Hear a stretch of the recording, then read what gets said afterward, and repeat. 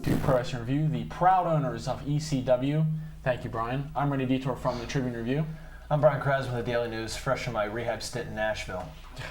Joining us, as always, Tom Betty to the right, the Terminator to my left. Yep, that's me. I'm fixing to kill somebody. Oh, God. See, we knew you weren't full of one-liners. Isn't that right? Tom, you just better shut up, man. That's not a one-liner. I'm fixing to kill somebody. I'm going to get jump close across there. He has a vein in his beat the head. hell out of If it explodes on me, I'm going to have to change shirts. I always thought it made a V sign. Yeah. Uh-oh. What the hell was that? I don't know. Look, you're just so powerful over there. It's just you're breaking stuff now. You got to quit. I'm Well, easy there, big fella. blinded by the lights. Okay. Okay, then get in the costume here. Like Superman the Clark And Kent. you're supposed to change in your dressing room. Sorry. I have a dressing. You should be. Okay, well, we're going to talk a little bit right now. We're going to pass over the WWF for everybody's favorite promotion, the new WCW. And we wanted to talk a little bit about some of the guys that WCW is trying to get a hold of. It was reported on various websites this past week that Diamond Dallas Page did indeed sign with the WWF to compete in the new WCW. And rumors had said that Diamond Dallas Page had not signed, that he was still waiting for the Time Warner buyout. So, I mean, what do you guys think about it? We've had our discussions, of course, about Diamond Dallas Page, you know, obviously about his age and his young wife. But, I mean, what do you guys think about his, you know, what he can do for the new WCW? Dallas Page being my hero, I can't wait till he debuts. I think they need him. With them having a hard enough time trying to get guys like Scott Steiner and Sting and Goldberg out of their deals, you need somebody with some kind of star power. So that's where I think Dallas Page comes into play. So, hey, why not? I won't discredit everything Page has done in the past. He is a hard worker. It's just a shame that a 46 or 50-year-old man as he is still wants to be cool, still wants to be part of the NWO. Of course, I'm getting a little off base here. My thing is, he's similar to Bagwell as far as attitude goes, I would think, as far as wanting things done his way. Maybe Bagwell's a little more severe. But Page is a hard worker. I hate to give him his props, but he does deserve them. All 50 years of them, he does.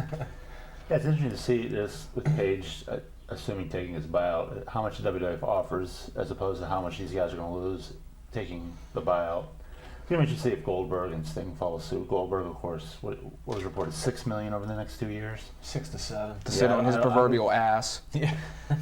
I don't think the WWF's going to match the difference there to get him in the camp, so to speak. Well, I mean, that's one of the things that was brought up this past week, obviously, with the Diamond Dallas Page signing, was the fact that Goldberg is maybe reconsidering staying at home, and he might actually accept his buyout and join the new WCW. Yeah. I mean, to me, one, he'd be kind of stupid to do that. I mean, it depends on where Goldberg, we've said this before about Bill Goldberg, it depends a lot about his heart and his desire to compete in professional wrestling again.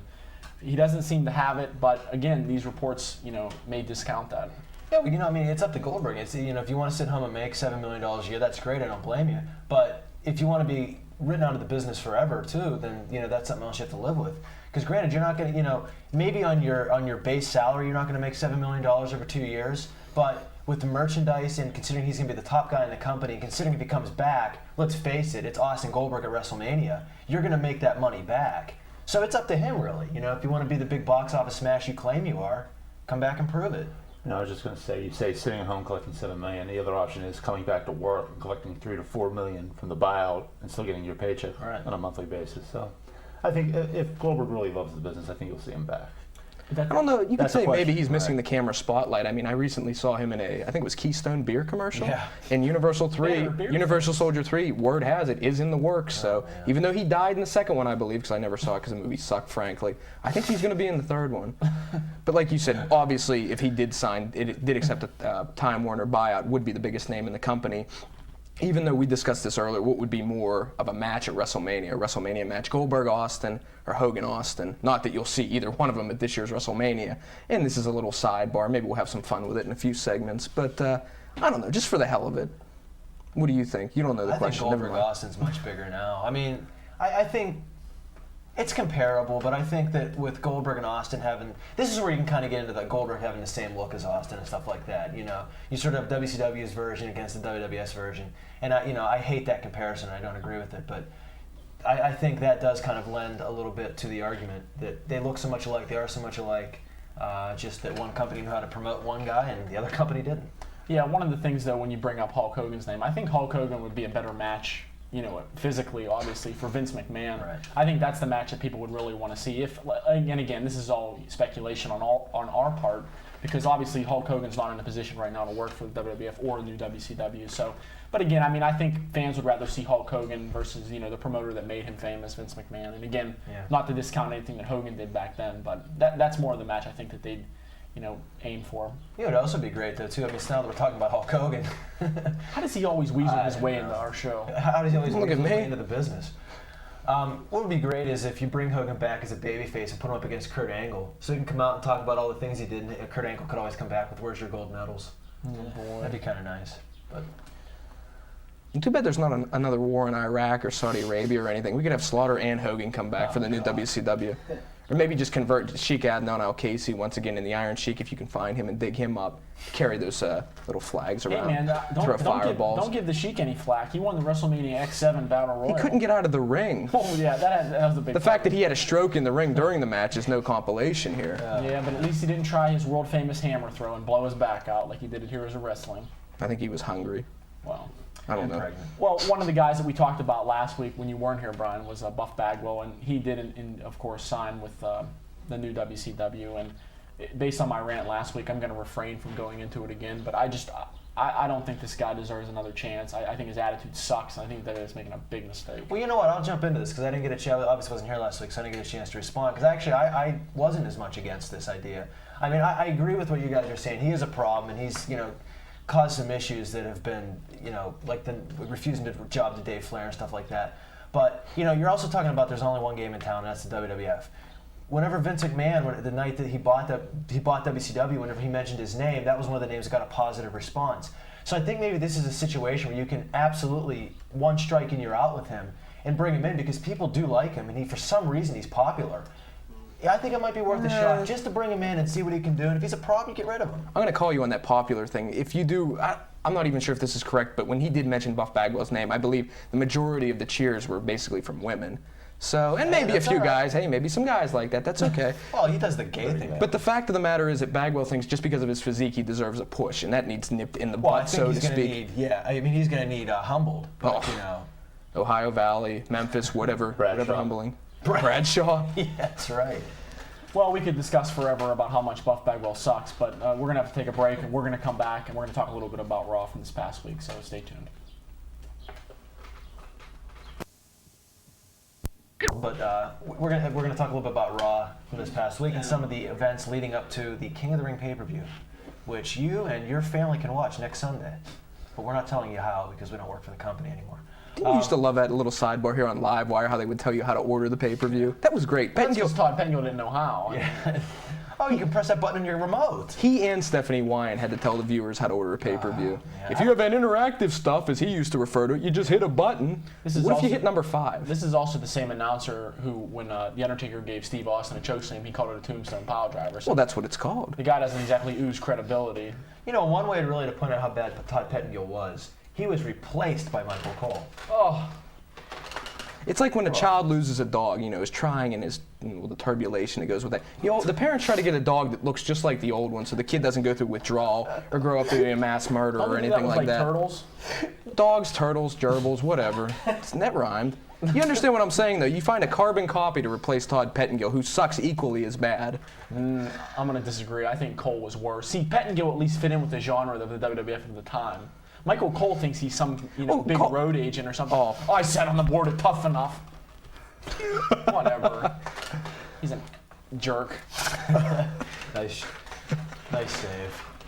Well, anyway, After Can I have that, my medicine? yeah.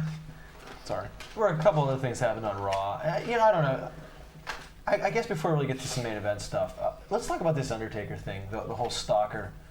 And obviously it's not Barry Windham, we don't think, who's stalking the Undertaker. Actually, I think Barry Windham would be stalking The Undertaker and not Sarah, but maybe Sorry. Well, I mean, I don't know. We're a week and a half. I guess we're going to find out at King of the Ring who this is. Venture a guess? Anybody? I think, to me, the obvious choice, if you want to bring him back, is Mark Henry. Yeah. If you're ready and serious about bringing him back, and if he has lost weight and he's improved in the ring, I think that's the kind of guy that, The Undertaker and the Undertaker wouldn't have sizzling matchups like Jim Ross would say, but at least it'd be something to do with Mark Henry, who the WWF is apparently still very high on. I just Don't hold anything back. No, it's not that I disagree with that. I mean, to bring Mark Henry back, you got to do something with him. But I think beat the Undertaker. Well, I think a lot of people like me. I expect this whole angle to fail. I expect whoever this is to come out and whoever it is just going to be a big failure. And I just have that feeling that although that would be a positive move for Mark Henry because you'd be moving him up pretty high up on the card, I think a lot of people at home would be disappointed by that because they'd say, "Oh, God, it's just Mark Henry," Even a lighter and more agile Mark Henry stomach. Okay. Well, maybe. I mean, just a thought. 2.5 pounds of crap is still crap, Yeah, sexual pudding just doesn't cut it as a stalker. No, see, Jim Cornette took all of his sexual chocolate. It's kind of like the second Austin Powers movie where he steals sexual Slim Fast. No joke. Go. I think whoever this I don't know has what to I'm be talking is about. obviously has to beat the Undertaker, King of the Ring. Having said that, I think you're right. I think it's going to fail long term. I say go with somebody who, if it's going to, you're going to bring back Mark Henry, the crowd's going to yawn. If you're going to bring back somebody, why don't you bring back somebody talented like Mike Awesome? No. That's the thing. Do you really want to get into bringing WCW guys now? Yes. Here's why. What else is the Undertaker doing right now? Riding his motorcycle, he's rolling. Fixing his quad. Why not get him involved in the WCW feud? Well, here's an idea. How about let's use a guy that WWF already has and isn't doing anything with, and can be easily inserted into the story and become very interesting. How about Raven?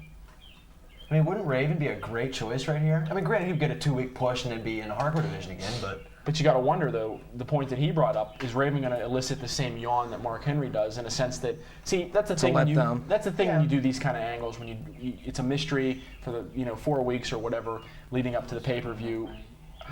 I don't know, to me, it's got to be somebody the caliber of like a Scott Steiner for anybody to even care. See, even if Raven is a solid choice to put into that.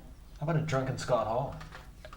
Hey, Scott Hall. Yeah, but Scott Hall would be good. At least it's a name. I think you're right, though. Nothing against Raven. You have to have a surprise. Even if the surprise fizzles, I think you have a better chance of succeeding with this angle with a surprise name. I still go with Mike Awesome. If you get Scott Steiner, I think it would be a good choice. But go ahead. My 3 candidates, and these aren't in my kind of order, they're in WWF kind of order for stupidest and less likely to surprise people. You have Kane, who could really turn on his brother again after he dug his mother up. That would be great. Let me just interrupt and say, God, please, no, don't let it be Kane. I second that. No. But look who else isn't doing anything. His father isn't, or is it his stepdad, Paul Bear? He's not doing anything. Or my personal favorite, 2 thumbs up on this one, The Undertaker himself, so he can go back to the ministry days and cut people open and chant seances from Excalibur. How about Vince McMahon? Why? That's stupid. I know, okay. I'm just saying, but I thought you were being to serious. add to your list of stupid things WWF would do. I'm going to go on record and saying if The Undertaker is stalking his own wife. Now, I just said it. Now, you realize how stupid that sounds. I'm going to leave it at that. But we did have a good one during break, a candidate. Oh, this would be great. I don't even know if we should let the cat out of the bag or the snake out of the bag, but I think I just did. Yeah. Or it could be other Pro Wrestling Review favorite Ahmed Johnson, but none of these promos would have made any sense. Well, the voice is kind of hard to hear. Yeah. Well, here's another guy that isn't doing anything, should have been back already, and, of course, just has a bad attitude. Okay, quick. Say it. Yeah. How about Shawn Michaels? Because this is another guy where you can put him back, and that would be a surprise. That would be somebody who would be the right caliber of guy. It would kind of make sense in a way, not with the thing about him stalking his wife, but Undertaker did give him the injury that put him out of wrestling. So, right there, you could bring him back. It could be Brian Pillman. Let's only If hope. it was Brian Pillman, I would stop watching wrestling because nothing would ever be as great as that. Yeah. But it's not. Unfortunately, he really is dead. Unfortunately, he's right. What about Z-Man, Tom Zink?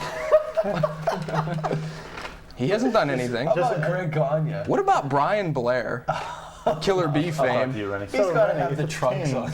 Yeah, so what time is it now? I just want to say real quick, getting back to your Billy point. Jim.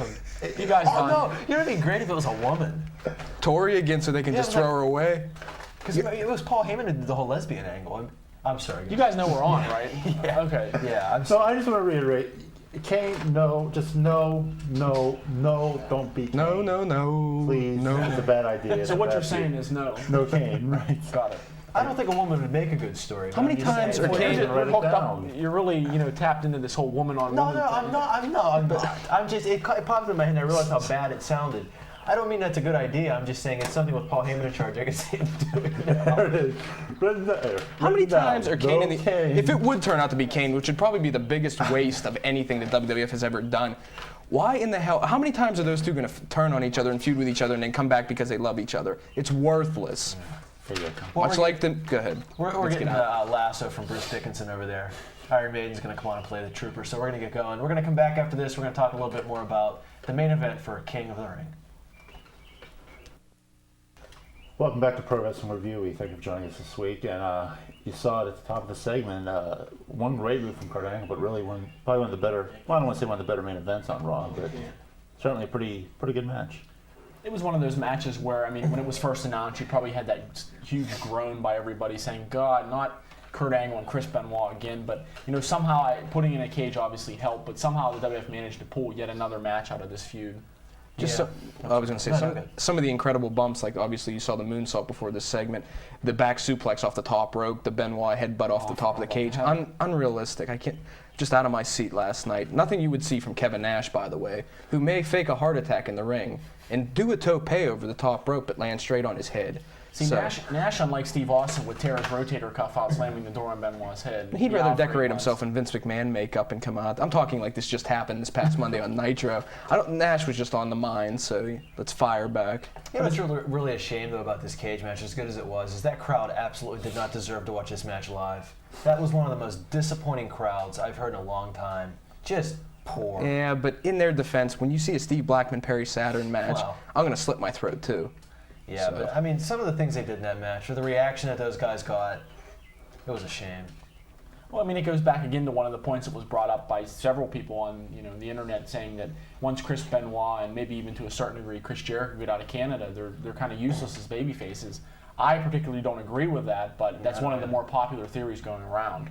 That's dumb. I mean, Chris Jericho gets one of the best responses of anybody in that company. I don't think there's any argument that you could possibly bring to me to make me believe that he's not a good top babyface. Benoit's a guy who's just going to take some time. I mean, he's kind of vanilla. I mean, that's true, but he's such a good wrestler, as evidenced on during the cage match on Raw, that you just got to give him time to develop. And people eventually are going to just want to cheer for him. The one thing the Roanoke crowd did do is count the German suplex. Yeah, that was nice. Yeah, I'd like to point out the fact that these guys are performing out of their minds the last couple of weeks. I think that makes them worthy of being the top two baby faces in the company. Yeah.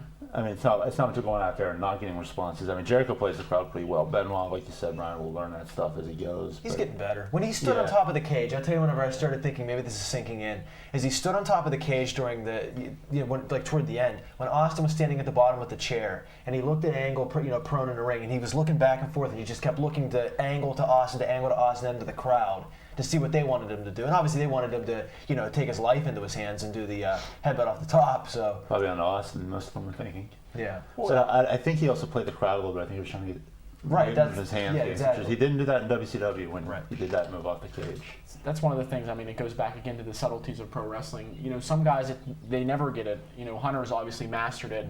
Those are the kind of things that really differentiate these guys from being main event players to just being mid-carders forever. Right.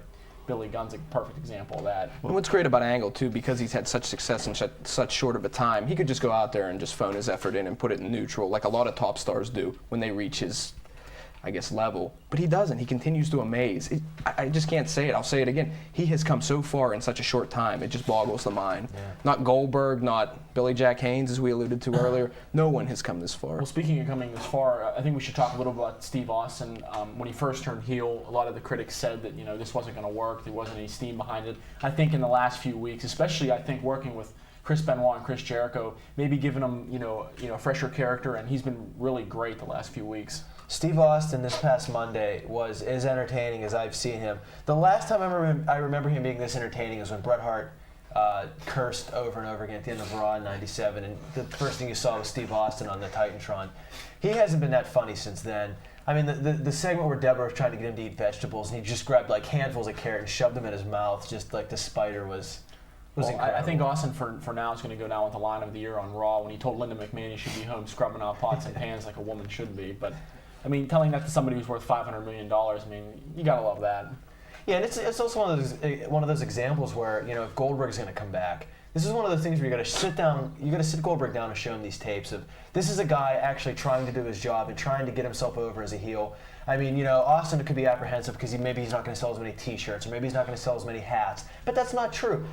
a good heel who apparently, the way Austin has been right now, people like him as a heel and people want to boo him, are still going to buy his shirts, are still going to buy his water bottles, but he's doing a good job. A little bit on that point. If you do feud or match up, say, if you have a supercard or whatnot at WrestleMania, in the feud leading up to that match, if you have, say, a Goldberg or even a Scott Steiner with Steve Austin, there is no way their mic skills can even compare to a heel Steve Austin. Right. They'll just be buried. What can Goldberg say after Austin cuts a great promo? You're next. Another aspect of Austin's character that I think kind of rose a little bit when Triple H went down is the cowardly aspect of what he's doing. It seems like he has to do it now with Triple H out and he's going 2-on-1, but certainly that's something you wouldn't see from Goldberg, I think. Well, that taps into the King of the Ring main event with the three-way between Steve Austin, Chris Jericho, and Chris Benoit. I mean, ultimately, I think Austin has to come out of this without the title. I think if he wins this match, there's really nowhere else you can go with him. I mean, you've beaten Chris Benoit, you've beaten Chris Jericho in the same match. Yeah. There's really nowhere else to go with him. Unfortunately, you know what's going to happen. No, I don't know. Steve Austin's walking away with that belt. I just don't see him losing this match. Maybe it's just, I don't know. Maybe it's just me. Maybe I'm, the viewer scorned. But I just don't see him losing this match. As smart as it would be, I don't see it happening. Well, then that's like Steve Austin running right into a brick wall because there's really nothing else after King of the Ring you can do with him if he goes over on both Benoit and Jericho in the same match. I agree with you, but we all take sighs of breath, and I'm going to jump in and say, come back next segment. We're going to talk a little bit about our favorite King of the Ring moments. Trivia, courtesy of us and the Pizza Works. And without any further ado, I say that every week. Rennie, kick it.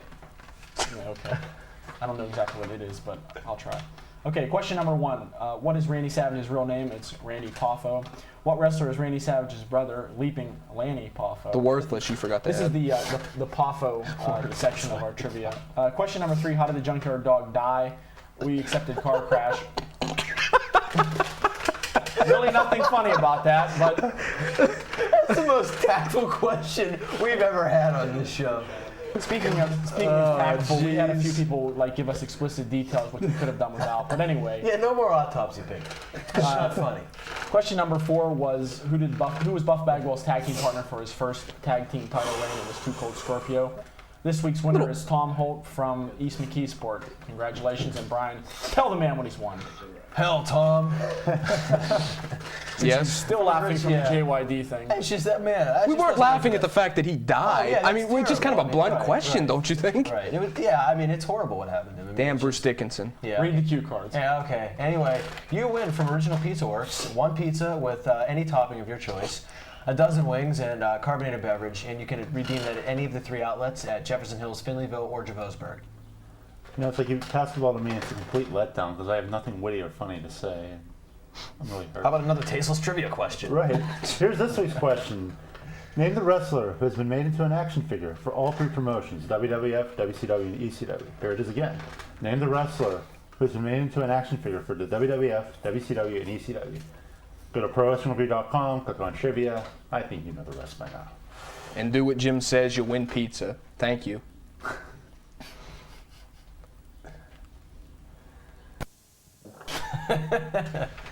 No. Production people will beat the hell out of me if I rip him down. Anyway, as Rennie alluded to last segment, we're going to talk about some of our most favorite King of the Ring moments. I don't have any.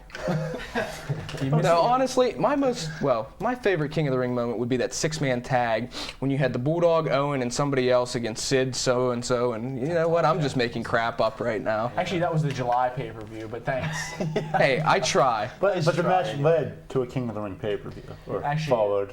Yeah. Okay, who cares? He's an idiot. Well, no, honestly, my favorite King of the Ring moment probably would have been in '96, and no, before you know what it is, it's not Austin's interview, before everybody gets around that fact. It was Jake Roberts getting taped up in the back, with Gorilla Monsoon asking him if he could continue in the tournament. And just the way Jake's hand was positioned on the wall looked like he was holding up the ceiling towel.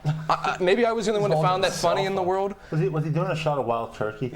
Well, he had some powder on his head where the hair used to be. There's donuts back there. I think Gorilla was pouring the shots, actually. But, Only Jake knows how Jake feels, and basically, he's 60 years old. I'm going to let him continue. God knows he's going to die in the ring anyway. One thing, though, about that '96 King of the Ring, if you watch it, Owen Hart was tremendous on commentary. I mean, you watch Taz every week on SmackDown, or based on the ratings, you don't. But anyway, if you listen to Taz, you see the difference if you go back and you listen to Owen Hart. I mean, that's what a color commentator, a wrestler sitting in as a color man is supposed to do. Just to add to that, when the Bulldog came out for his main event with Shawn Michaels, I believe, Owen was on the announcer's table standing up cheering. I mean, that was just great stuff. Well, that and when Jake first came out, he goes at 80 or 90 years old. He goes, he's out of it. That was great. I thought Owen was great. See, the thing with King of the Rings to me, I've always kind of been a sucker for the inspirational story. You know, a guy comes out of nowhere, fights the odds.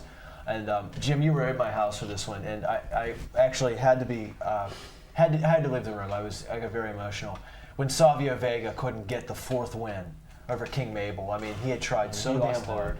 King Fat Ass. Magical.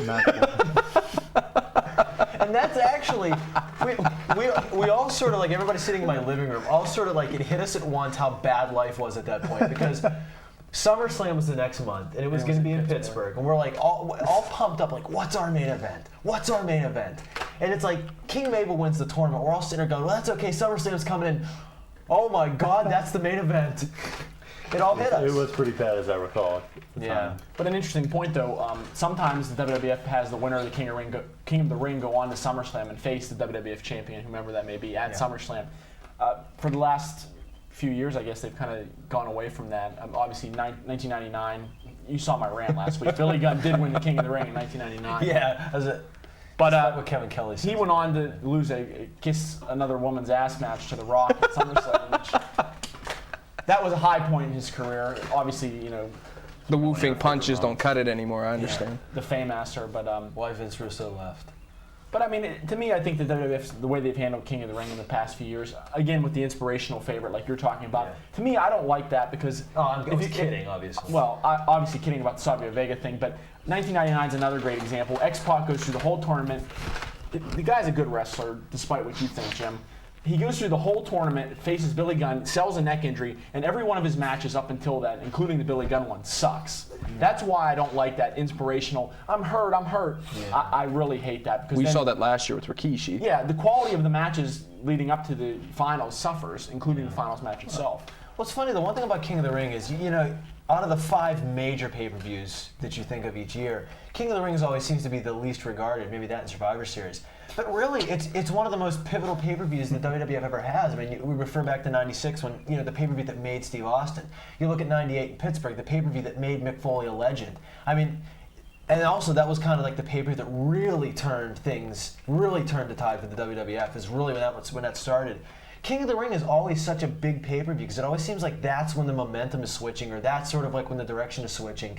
So I don't know. Does this year have that kind of feel? Well, I mean, I think this year's tournament, the WWF's done a really good job with it, despite what anybody else might think. I think I like it because there's a lot of young guys in it. You got Jeff Hardy, you have Rhino, guys like that, and you also have the veterans like Kurt Angle. And one of the things that I brought up was the fact that I think Kurt Angle should make it to the finals, and I think Kurt Angle should lose in the finals. I think the person that is this year's King of the Ring should beat last year's King of the Ring. Yeah.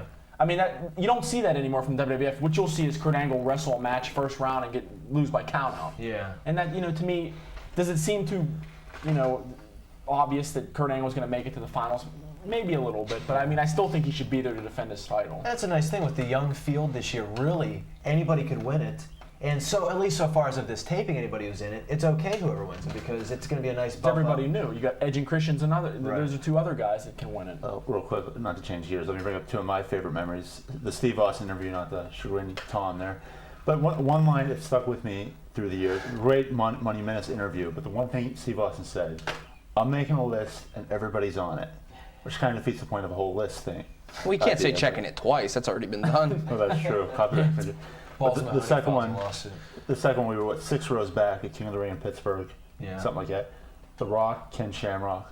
You know, I said it then. I said it then that this is the match you look at a couple years from now, and you can tell The Rock arrived. And you can look back on it. And unfortunately for Ken Shamrock, it didn't quite work out that way, but he had a decent one anyway. But it was his fault to go back to Ultimate Fighting. That's true too. But that's the one match I think you can pinpoint and say, okay, the Rock has arrived. Possibly. And Dan Severn left. Oh, thank God. Was it the King of the Ring where Bret Hart and Jerry Lawler had that kiss my ass foot match, whatever it was? Yeah, 95. Where Lawler had his finger down his throat when they came back to the camera in the bathroom and threw up? That was another great moment. Wasn't it? That was at the King of the Ring pay-per-view, though. I thought Jerry Lawler always started at King of the Ring. That's why. 93 it started, but he's talking about the match that happened at King of the Ring 95. I don't know what year it is. Jerry Lawler always had to get his mug in King of the Ring, with the beating with the Ultimate Warrior, where the Warrior took his pants down. That was a great moment too. That was on the uncensored DVD, I believe. Yes. So Too hot for King of the Ring. But one thing, as we close out here, one thing the WWF really has to do, notwithstanding Kurt Angle's victory last year, and it did lead to the WWF title, I think they have to really make the King of the Ring seem important. They have to make it seem like whoever wins this tournament is going to go on to bigger and better things. So we're going to come back and we're going to read some viewer mail, so stay with us. That's wonderful. No. it is simple. What the hell are you going to do about it? Well, that's true too. Okay. This letter is from somebody, they didn't leave their name, which is probably mean they entered the trivia contest also, but that was harmless. No name, but they left their address for some reason. Yeah, interesting. Anyway, it talks about the light heavyweight division, it talks about the women's division, or lack thereof. Basically, I agree with everything he said. We saw Jerry Lynn come in and win the light heavyweight title and actually thought that the belt was going to mean something, and he lost it to Jeff Hardy in one of those matches where let's just try to get it off of Jerry Lynn and give it to somebody who technically needs a singles title because his brother does. As far as women's title, I'm not really as disappointed with that as, say, the light heavyweight title because they really didn't put much into it to begin with.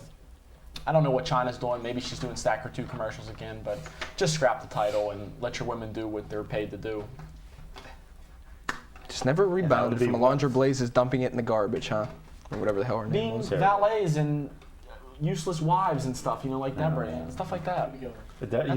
Useless is a word I'd use That's for quality. At least she doesn't have a belt around her waist. Deborah. Go That's ahead. true. I'm sorry, my turn? Yeah, this is as well. Anybody. Well, this is kind of long. This is from the wrestling guru. Her name is Heidi from column. This is kind of long. And we can't do a mail segment without hate mail. So here we go. Speaking of sucks, as does your show, I've never heard such mindless babble as you spew out on a weekly basis. The only reason I watch your show is in hopes that you might actually say something intelligent without resorting to your favorite breakfast cereal. Yada, yada, yada. Kicks. Sorry, Jim, go ahead. You eat Kicks? I love That's Kicks. still around? Do you remember OJ's? No. I know one tasted like cat urine, not that I know what that tastes like. Here's some comments on the show. So, as far as your comments regarding the WWF being the only wrestling promotion to discuss, you claim that you are proficient on the independent wrestling scene, yet I can get more information by reading the various web pages you continue to demote. You don't even update your own web page in this area. Well, I think she's talking about our Extreme View site, Brian. I have a few comments about that. When I used to put results up on the Extreme View site, shows I didn't go, I used to get criticized for it. And I've been to like 3 shows this year. I mean, I'm not going to hide that fact. I have a new job this year. It's taking a lot of my time, and I'm not going to talk about something I'm not there to see. I mean, I don't know if I speak for you guys on that. Well, you know what? The same thing too is, I've probably been to probably a few more shows than you have this year because I've been to most of CWF shows, not the last couple, but. I venture to guess that most of the websites out there, even if we haven't been to the shows, don't know nearly as much as we can give you about Pittsburgh wrestling. I mean, like I said, granted, the coverage hasn't been as much lately, but we are working to revamp the site, and we hope to correct that problem soon.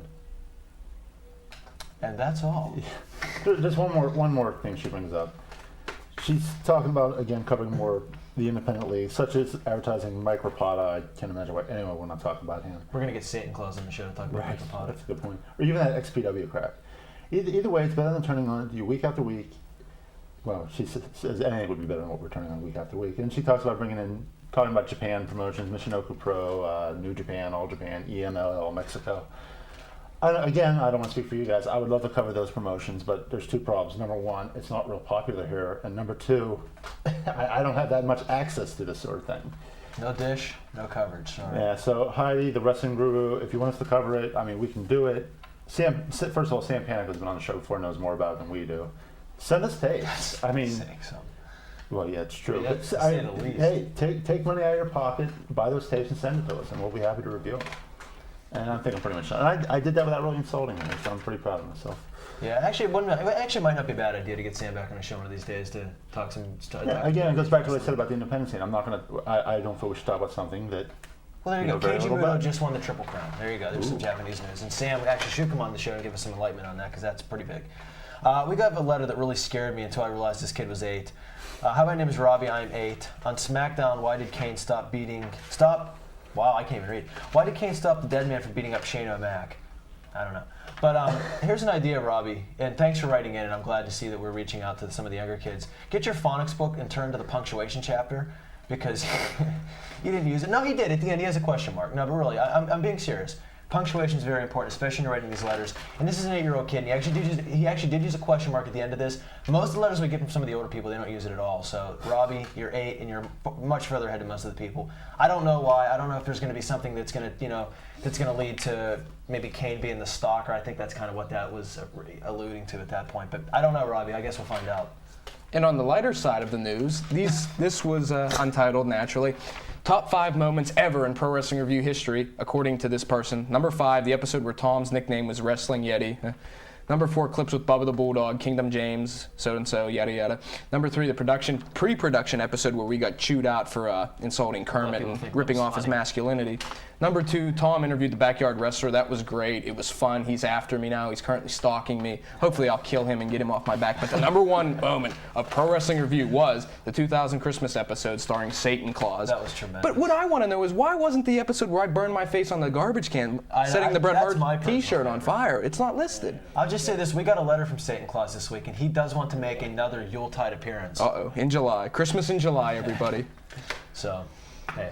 Definitely something we can work on, but the address is Pro Wrestling Review at mailcity or lycos.com. So please send us your mail and we'll read it on the air. We're going to come back with the rants. Stay tuned. Austin, Benoit, Jericho feud a little bit, and I'm probably going to try to apply a little logic to it as I go. It's been interesting television, don't get me wrong. I think Jericho and Benoit, like I said earlier, deserve to be where they're at right now. Austin, well, you can rewind the tape later and see what we said about Austin. Leading into King of the Ring, though, I think the WWF is kind of painting himself in the corner. We said it earlier, and I'm going to expand on it. I don't think Steve Austin can come out of King of the Ring with a belt. Now, here's why. Now, I said a few weeks ago it would be okay if Jericho and Benoit would kind of play off the tension a little bit in the match, which I think with the way the storyline's been going, I don't think they can do that now. Steve Austin, I don't want to say he's been beating them at every turn, but he's gotten pretty severe beatings on both Jericho and Benoit. Now, again, applying logic to this, which you should never do in wrestling, and especially if you're at home watching. If I'm Jericho and Benoit going into this match, my only goal is to beat the crap out of Steve Austin. Now, again, using that logically, I just don't see how, and I'm not privy to the booking plans, I don't see how Steve Austin come out with a belt with this. I don't know if Jericho or Benoit are going to win it.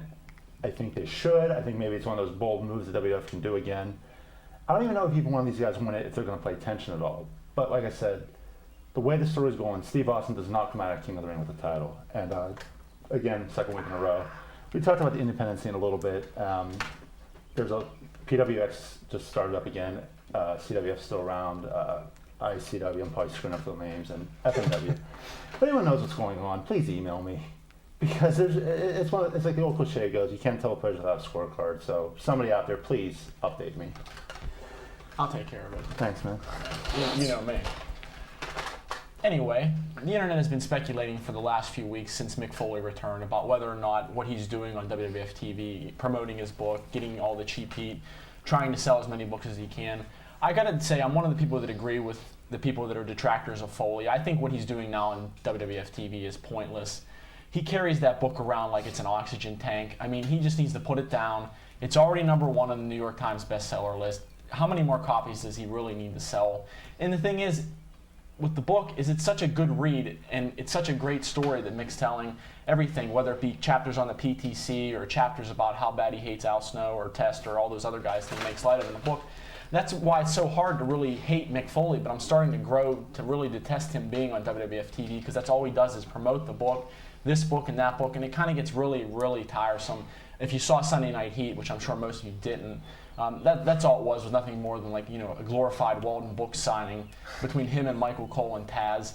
I realize that Noel probably needs dancing lessons and your son Dewey has to go to fat camp, but you really have to stop. You have to stop promoting this book. It's a great read, and to me, Mick Foley is kind of like your favorite song that you keep hearing over and over and over again on the radio.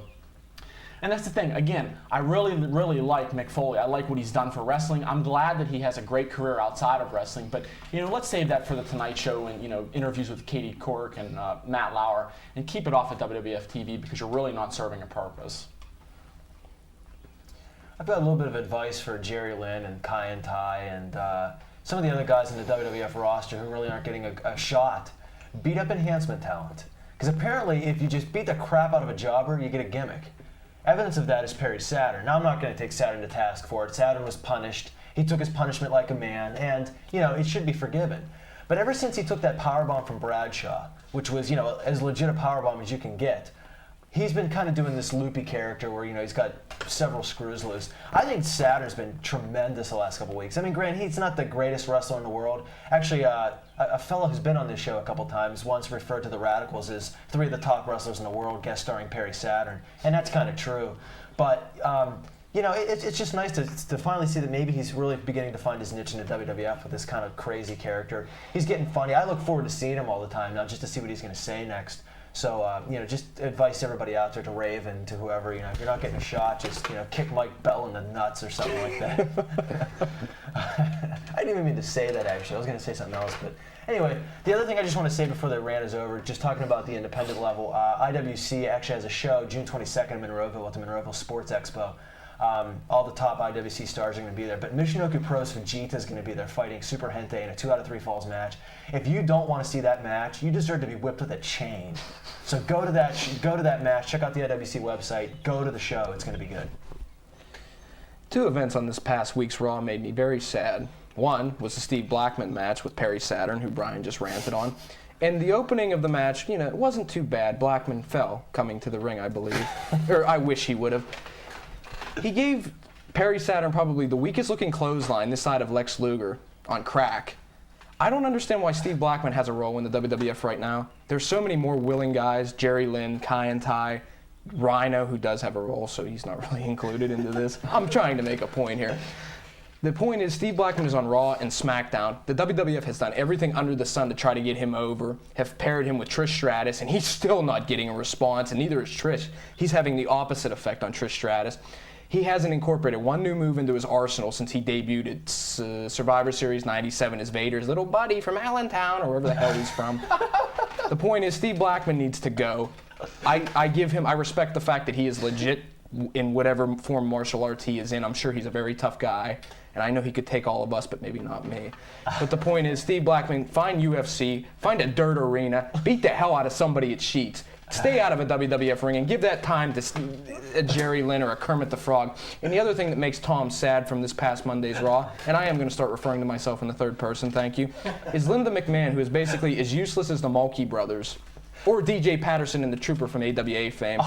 She has, first off, the WrestleMania music is a deafening bell, a dead bell, if you will. She serves no purpose in the WWF. No, I'm not wrapping up. Don't cut me off. I have a point to make here. Linda McMahon, stay in the CEO's chair. Stay off the freaking camera on Raw. And for all you people out there that think I whine, what the hell do you think this is? That was a promo. That was a PWR promo, a first ever. So plug away. I had to bring up DJ Peterson. I had to. Jailbait. Sorry. Good. It's the heat, I swear. Wow. Okay, if you want to read my column, you can pick it up on the newsstands tomorrow, or you can read it on the web. It's www.tribelive.com/sports. The radio shows every Monday, the Ryan Patrick Show. It's out of Wheeling, 1370 AM. Done. Remember Buck Zumhoff? No. My column is Sharpshooter. It's in the Daily News. You can read it on newsstands everywhere, or you can check it out on the internet, www.dailynewsmckeesport.com. Check out, you got to look for the columnist thing. Click on columnist and you'll find it. I actually do remember Buck Zumhoff. He had a big boom. Wrap it up, damn it! ProWrestlingReview.com, click on trivia. Here's the question again. Name the wrestler who's had an action figure made in all 3 promotions, WWF, WCW, and ECW. And this is a shout out to the Tough Enough people. If you can twirl devil sticks like I can do with this pen right here, you're eligible for contract status and Raw appearances. ProWrestlingReview.com. Please check out the trivia, our columns, everything else. We're on next week, hopefully, not in Bethel Park. So, anyway, for myself, for Brian, for Rennie, and for Jim, this is a Pro Wrestling Review, and we're going to go get medicated. So, we'll see you next week.